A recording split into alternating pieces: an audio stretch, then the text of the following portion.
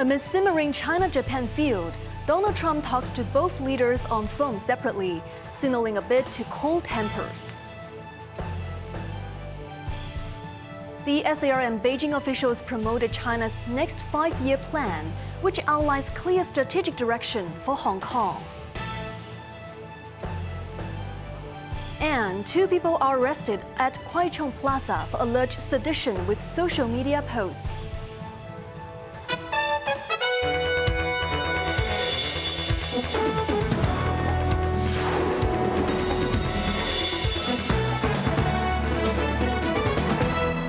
Good evening, you're watching Cable News. I'm Evan Bai. Amid the diplomatic feud between China and Japan, U.S. President Donald Trump talked to the 2 leaders on phone respectively. Japan's Prime Minister Sanai Takaichi did not disclose whether they discussed her controversial comments on Taiwan. Meanwhile, China further criticized Tokyo for avoiding calls to retract Takaichi's wrong remarks on purpose. Jamie Liu reports. Takaichi said the 20-minute phone call was made at Trump's request, in which they affirmed close ties between Japan and the United States. Trump also explained to her the recent state of U.S.-China relations, including his phone call with Chinese President Xi Jinping earlier on the same day. However, Takaichi declined to say whether they had discussed Taiwan. Trump mentioned that he and I are extremely good friends and that I should call him any time, Takaichi told reporters. Takaichi is also facing questions from the opposition about her remarks suggesting an attack on Taiwan could trigger Japanese military action. In a written reply to lawmakers, Takaichi's cabinet reiterated there is no change to its current position on security matters. In Beijing, the Foreign Ministry rejected Tokyo's position unchanged claim and called it an intentional act to avoid retracting its wrong remarks. The ministry pointed out Japan did not elaborate what exactly is their consistent stance, raising question about Tokyo's sincerity in correcting its mistakes. Meanwhile, Kyodo News reported that Japanese Vice Foreign Minister Takehiro Funakoshi held talks with Chinese ambassador to Japan Wu Jianhao in Tokyo today, believed to have exchanged views on Takaichi's comments. Jamie Liu, Cable News. U.S. President Donald Trump earlier also called President Xi Jinping on phone, in which Xi told him Taiwan's return to China is a crucial part of the post-war international order. Trump acknowledged the importance of the Taiwan question to China and revealed he had accepted Xi's invitation to visit Beijing in April. Quentin Yang reports. The conversation, which Beijing described as friendly and constructive, saw the Chinese leader outline China's principled stance on the Taiwan question. Xinhua quoted Xi as saying that Taiwan's return is an integral component of the post-war framework, a victory forged when China and the United States fought shoulder to shoulder against fascism and militarism.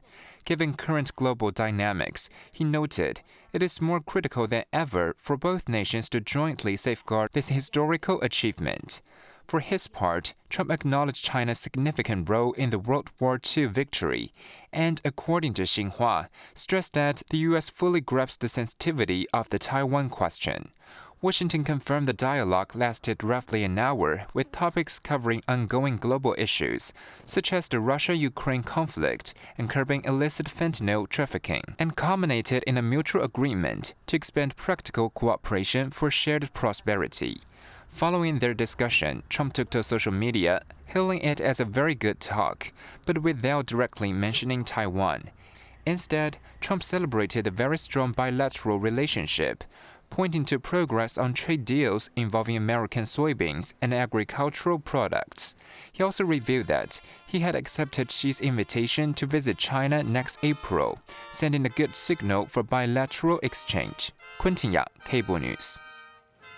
Senior Hong Kong officials and central government representatives convened for a second day to chart a course for the city's future, championing the nation's 15th 5-year plan as a definitive blueprint for the city's sustained growth and deeper integration into national development. Quentin again has more. The high-level seminar, part of a series promoting the spirit of the Communist Party's recent 4th plenary session, underscored Hong Kong's strategic role. Speaking at the event, Chief Executive Zhang Li noted that the 2026 to 2030 plan contains important deployments to support Hong Kong's development. Under the guidance and support of the central government, as well as the team efforts of the SAR government and the public, all sectors of society have continued to advance, Li said, citing positive results from previous 5-year plans despite challenges. Echoing this sentiment, head of Beijing's liaison office in Hong Kong, Zhou Ji, expressed confidence that the SAR government and society would gain a clearer strategic direction from the plan, helping to consolidate Hong Kong's current positive economic momentum. From Beijing's perspective, two visiting officials emphasized Hong Kong's unique potential as a global connector. Zhu Weidong of the Central Financial and Economic Affairs Commission promised stronger and broader policy support, declaring now the ideal time for Hong Kong to fully commit to economic growth by aligning with the nation's modernization drive. Adding to this, Chinese Academy of Sciences President Hou Zhenguo highlighted the plan's focus on Hong Kong and Macau.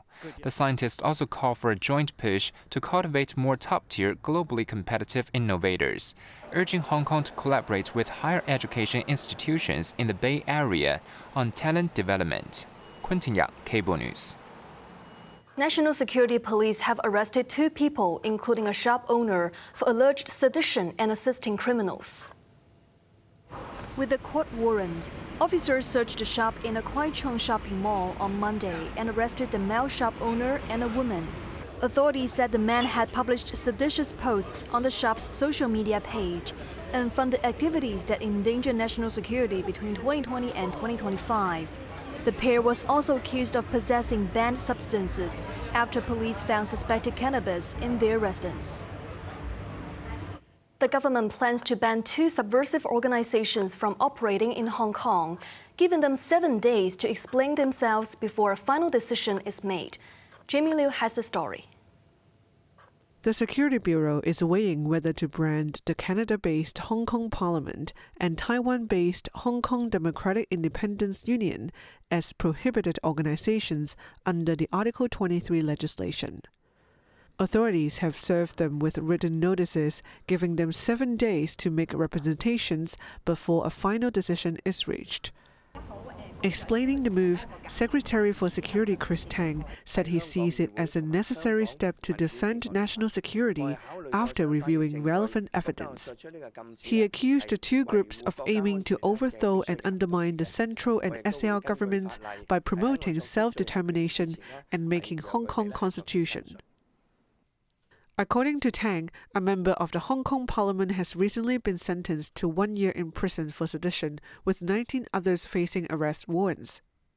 The Hong Kong Democratic Independence Union, meanwhile, saw 4 people charged for allegedly conspiring to subvert state power. Tang warned once the 2 groups became prohibited organizations, anyone serving as a member or taking part in their activities could be jailed for up to 14 years and fined a maximum of $1 million. Jamie Liu, Cable News. Separately, Tang revealed that 29 people were arrested over alleged attempts to sabotage the upcoming Legislative Council elections. The security chief said police had recorded 35 cases. Most were alleged criminal damage to posters promoting the legislative polls, with 29 people arrested so far.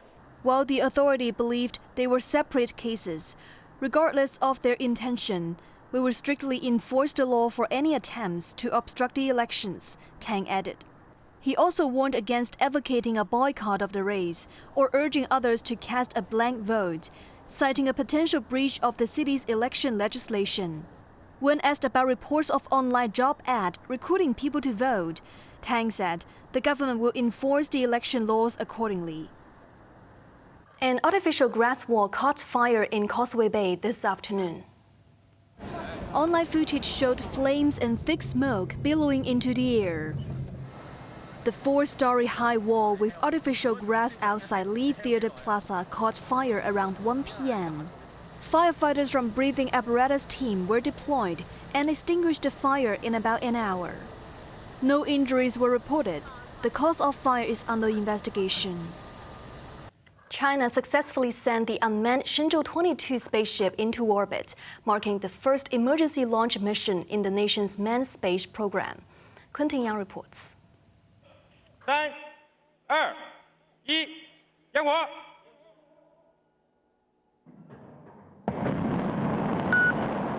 The uncrewed spaceship blasted off from the Jiuquan Satellite Launch Center in northwest China around noon today.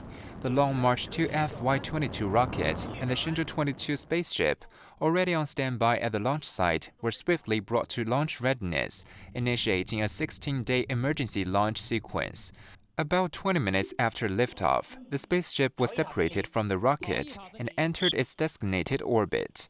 It then autonomously executed a fast-track rendezvous and successfully docking with the Tiangong Space Station combination. The spaceship carried a cargo of space food, medical supplies, fresh fruit and vegetables, as well as devices for treating the cracked window on the Shenzhou-20 spaceship. It will later serve as the return vessel for the 3 Shenzhou-21 astronauts currently in orbit, when their mission ends later next year. The latest mission followed the postponed return of the Shenzhou-20 crew aboard the Shenzhou-21 spacecraft 10 days ago, as the Shenzhou-20 spacecraft was struck by space debris, delaying its return. Quentin Yang, Cable News. For the first time in recorded history, a long-dormant volcano in northern Ethiopia sprung to life. The eruption disrupted air traffic, with Indian Airlines canceling flights. The HOYIBC volcano, located in the Afar region, spewed massive plumes of ash and smoke into the sky, drifting across the Red Sea toward Yemen and Oman. The eruption on Sunday lasted for several hours, causing moderate tremors.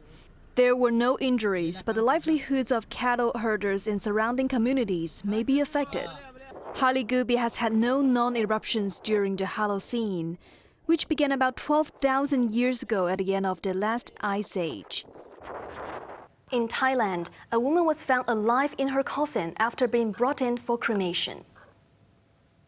The 65-year-old woman was lying in a white coffin, slightly moving her arms and head.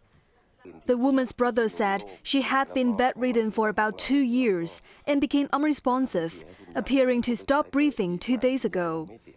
The brother drove her to a hospital in Bangkok to donate her organs, but the offer was refused as there was no official death certificate. A Buddhist temple then offered a free cremation service. But when the coffin arrived, a faint knock coming from the coffin was heard, leaving temple staff bewildered. She was sent to hospital for treatment.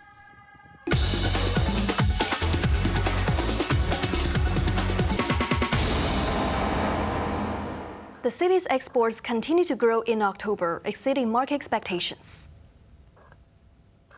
The value of shipments increased by 17.5% year-on-year, surpassing the forecasted 10.5% growth. Overall imports rose by 18.3%, resulting in a visible trade deficit of $39.9 billion, according to the Census and Statistics Department. Exports to Asia were the primary driver of growth, as shipments to Malaysia and Vietnam surged 139.4% and 56%, respectively. Exports to the Netherlands also rose 56.8%, and shipments to the United States increased 40.5%. A government spokesman said sustained moderate growth of the global economy, coupled with easing in external trade policy uncertainty recently, and persistent demand for electrical equipment, machinery, and mechanical appliances, should continue to support the city's export growth in the near term. Now let's take a look at the stock market. The Hang Seng Index ended the day up 178 points. Top active stocks of the day: Tracker Fund was up 22 cents, Tencent was up 50 cents. SMIC was down 10 cents, Meituan was up 10 cents. On to the weather now. Fine and cool tomorrow morning with a minimum temperature of about 17 degrees in the urban areas and a few degrees lower in the new territories. Very dry during the day, windy with cool mornings in the following couple of days. Now let's take a look at the weather around the world.